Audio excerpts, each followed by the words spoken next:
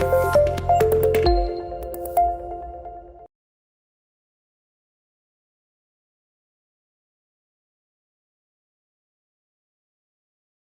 everyone, this is Jeb. I'm the co-founder of iWorker. So I want to start off by giving you a little bit of context. So we started iWorker as a way of doing something about the Venezuelan refugee crisis. At the time, I had been living in Buenos Aires multiple years, had met many wonderful Venezuelans, and with Enrique, who you undoubtedly will have connected with at this point, decided to launch a social enterprise focused on generating stable, well-paid work for Venezuelans in Venezuela and in neighboring countries. Since then, we've expanded out to include workers from other countries in crisis, other developing countries where the income is often equally needed. So you may have hired someone from Africa, from Central America, from elsewhere. And so I just want to start off by giving you the context and thanking you for hiring a worker. I think what you'll find is that, and they hopefully will tell you this directly, that the income that they're receiving has a significant impact on their life. And many of the workers from iWorker are also supporting family members. So to start off, thanks very much. And we're really happy to have you as a client. Okay, so what we've done here is to put together a short course about how to use a VA effectively. Short, low budget course, as you can see. The context here is that we worked with thousands of clients and we've also built, scaled, sold a series of businesses as well using VA. So there's a number of things that we've learned, mistakes that we see made, and a bunch of tricks, techniques, and secrets, which we want to be able to pass along to you to increase the likelihood that you'll succeed with a VA, because they're an extremely powerful and useful resource if you're looking to scale up a business, reduce busy work, etc. So you've hired a VA now, you're thinking about how to use them. Here's how we recommend you think about that. And I'm going to start off by showing you this very useful spreadsheet. I'll share my screen here in a second, which is a great way to orient yourself as you're thinking about how to use a VA, where you can save time, what things you should be delegating, etc. So this first video will focus specifically on that, how to think about and best use a VA. And in subsequent videos, we'll get into different tools, tricks, strategies, a case study, and how to onboard a VA, and other important things like that. So let's jump into it. The process that you want to use with VAs is this. Step one, write down what are all the things you do every week, every day, every month. What are the main projects and tasks? You can use the spreadsheet that I have here in front of you. We'll send you a copy of this.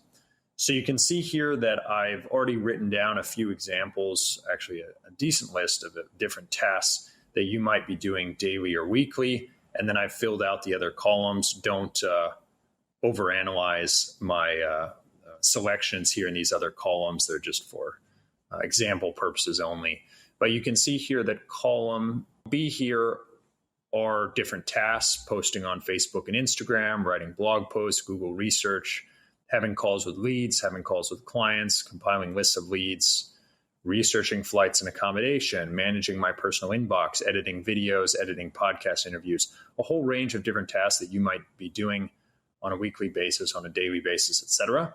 And then here in column C, you would mark down the frequency with which you're doing this task, whether it's daily, several times a week, maybe weekly, monthly.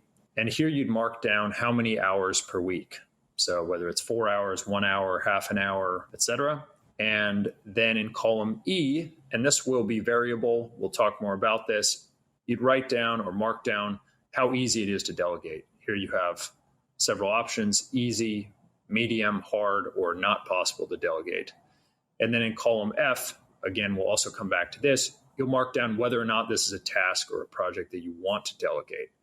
Yes, no, or maybe later are your three options. So this is where you want to start coming up with a really good list. Just sit here with this spreadsheet, what I would do down here. And because this is something that we would recommend that you do monthly, what you can do here is you can just edit this tab, rename it to whatever month you're in. And then next month, say you set yourself a Google Calendar reminder to do this on the first of every month, you would just duplicate this tab and change the tab name to the name of that month. Delete everything in here, start fresh, and see how you're doing in this regard. Okay, so step one is this, writing everything down, trying to get a good sense of this. I primarily focus on columns B, C, and D. Don't worry too much about E and F. We'll come back to those. Just write down the list of tasks and projects that you're doing on a daily, weekly basis, the frequency, and the hours per week. Okay, step two. What we recommend then is to actually take this a step further and actually concretely track your tasks for a few days. So not just doing this based on memory, not just doing this based on intuition of what you do on a weekly basis, because sometimes our sense about what we spend time on, particularly how much time we spend on each task or project, is fairly far off base. That's what we've noticed. That's what a lot of our clients have noticed too. So for a few days, what we recommend is to use a tracker like Clockify, which I'll show you here in a second, which integrates with your browser. It's very easy to use. It's free. And every time you switch tasks over the course of the next few days while you're doing this, note it down on Clockify. And then you check the Clockify report after a few days and update your list with other tasks that you might have missed, or perhaps refining your breakdown here of how many hours per week you're spending on each task. So let me show you how Clockify works. You can sign up at Clockify. I believe it's clockify.me. And I've just created a sample account here. Again, it's free. You can sign up via the website. And then there's a Chrome, Safari, Mozilla, Brave extension, whatever browser you're using. You can add it to your browser. So every time that you change tasks, you click here on your extension, and you just write down what you're working on. So for instance, I might be, let's say right at the moment, I'm having a call with a lead. So just you can add a little bit more complexity here, breaking it down by project type and so forth. But just for the sake of simplicity, I'm just going to mark it down like this. Now Clockify, when I click away, you can see here that Clockify is actually tracking that time. So let's say I'm done with a call with a lead. So I then go back up here, click on stop, and then I'd put in the next thing I'm working on. Let's say, social media posts for LinkedIn. Click start, I then go and work on that. And then once I'm done, I would click stop. So that's effectively the process.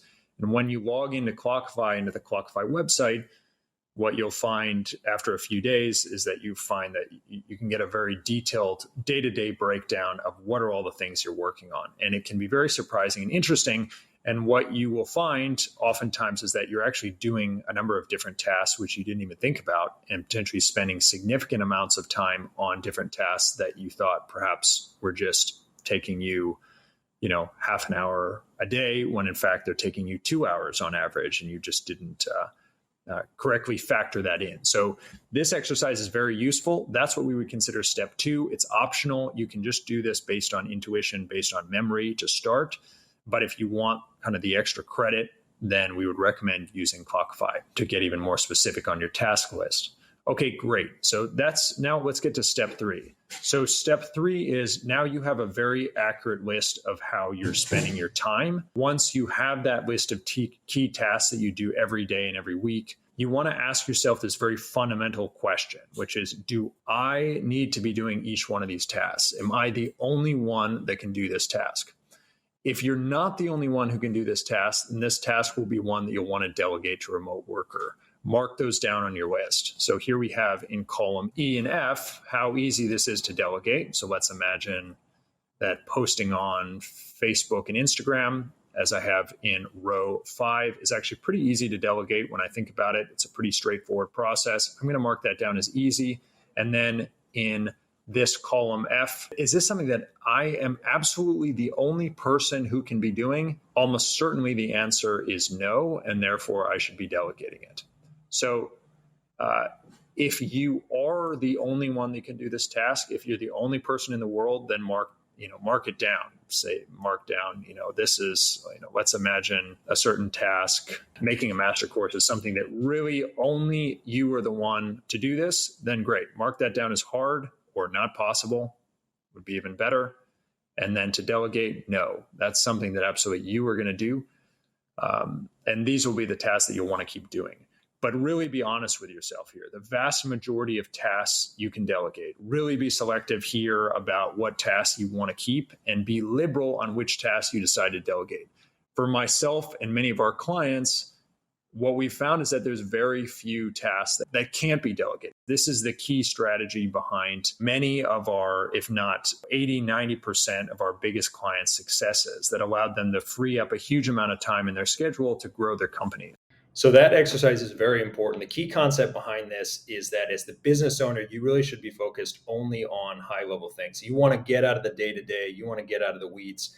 You don't want to be spending time editing social media images or responding to all your customer service requests. You want to get out of the day to day so you can focus on the big picture stuff that's necessary for you to build a really great business, for you to scale up your business, et cetera. This is something that we've seen over and over again with clients and with our own businesses, which is that many of these most successful entrepreneurs, or I should say, pretty much all of them, are completely out of the day to day and almost entirely focused on the high level stuff. So that's very much how we'd recommend you start with a VA. It's a very useful exercise, and it gives you a sense about what you should be delegating and what you should be focused on yourself. In the next video, we'll talk about how to actually onboard a VA and how to train them in specific tasks.